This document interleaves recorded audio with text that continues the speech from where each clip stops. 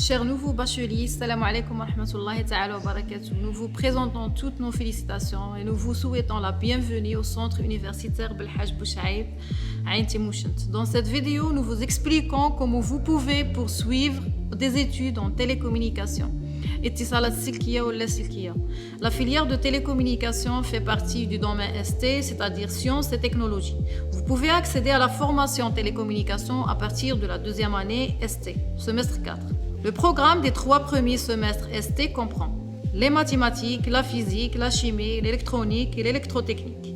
Le 4e semestre est caractérisé par l'introduction de l'électronique digitale et de quelques matières de télécommunication fondamentales, entre autres la téléphonie, la transmission des données et du multimédia.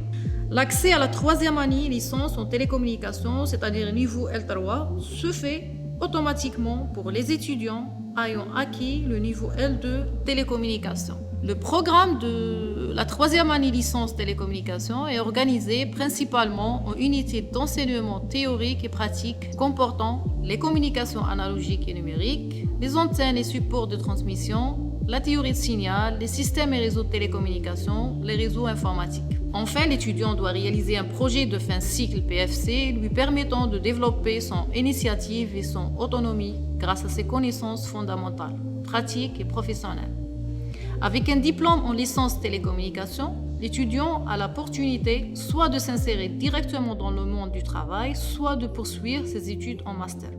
Au niveau du centre universitaire Belhaj Bouchaïb à Ain Timouchent, vous pouvez poursuivre vos études de master dans la spécialité réseau et télécommunications.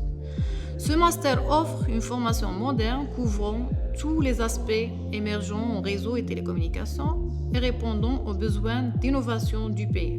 Les étudiants diplômés auront les compétences scientifiques et techniques de pointe, leur permettant de s'insérer facilement dans le monde professionnel ou poursuivre éventuellement des études de doctorat. La formation de master en réseau et télécommunications s'étale sur 4 semestres. Les programmes des semestres 1, 2 et 3 sont construits sur plusieurs disciplines fortement techniques que sont les architectures et technologies réseaux modernes, les réseaux mobiles 3e génération, 4e génération et 5e génération, les réseaux de transport haute débit par fibre optique, les réseaux d'accès filaire et sans fil, les communications numériques avancées, les communications par satellite, les antennes, l'informatique et la sécurité. Le semestre S4 est exclusivement réservé aux projets de fin d'études PFE. À l'issue de cette formation, les titulaires du diplôme de master en réseau et télécommunications devront avoir les compétences suivantes: spécification, conception, développement, planification, installation, configuration, administration, supervision, maintenance, etc.